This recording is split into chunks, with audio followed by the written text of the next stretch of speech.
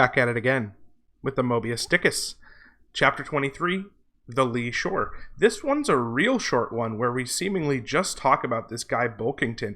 It's the classic chapter I would cite where you can't just think that Moby Dick is purely plot-based. It has to be read figuratively, or you have to pay attention to what ideas are being discussed, or you just kind of miss out on everything that's happening here.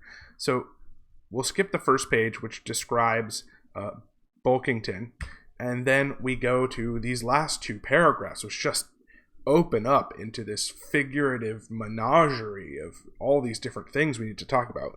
Know ye now, Bulkington, glimpses do you seem to see, obviously, so we're being asked about understanding already, of that mortally intolerable truth. Okay, what is the truth that is intolerable? That all deep, earnest thinking is but the intrepid effort of the soul to keep the open independence of her sea, while the wildest winds of heaven and earth conspire to cast her on the treacherous slavish shore. Wow, so again, Melville's playing with alliteration here, wildest winds, slavish shore, but I find the thematics far more interesting than the form, which is to say that while he was describing this fact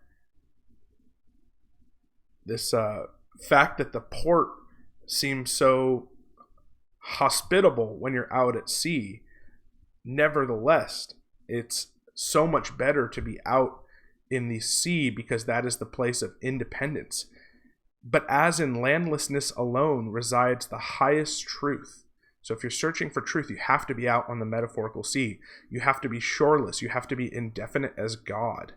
So better is it to perish in that howling infinite than be ingloriously dashed upon the lee, even if it were safety. For worm-like then, who, would craven crawl to land? Terrors of the terrible. Is all this agony so vain? Take heart, O Bulkington, bear thee grimly, demigod.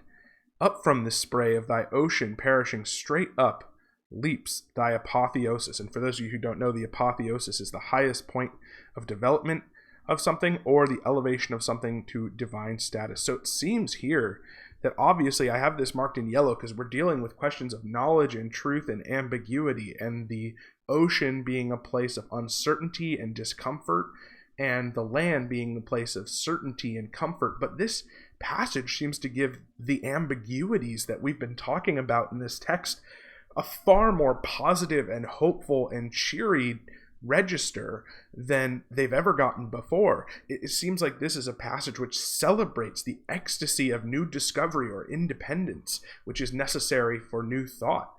What do we do with this? It's kind of a one-off, right? Like, it's just floating out there. Hey, isn't independence of thought and independence of being incredibly interesting? And it's written with such powerful language, like so negative when talking about the shore, worm-like, craven crawl, agony, and then so positive about people who are willing to deal with ambiguity, demigod, apotheosis. So if you're 23 chapters into this book and you're still struggling like the metaphorical person who is out there in the wildest winds of heaven and earth, maybe this is a little shout out from Melville saying, hey, keep going. It's not going to be that bad. It'll pay off in the end. You can become a demigod through dealing with ambiguity. And even though the metaphorical shore is comfortable, don't give in. Really powerful little couple paragraphs here, but obviously a short chapter. So I'm going to cut it there, and I'll see you in next chapter.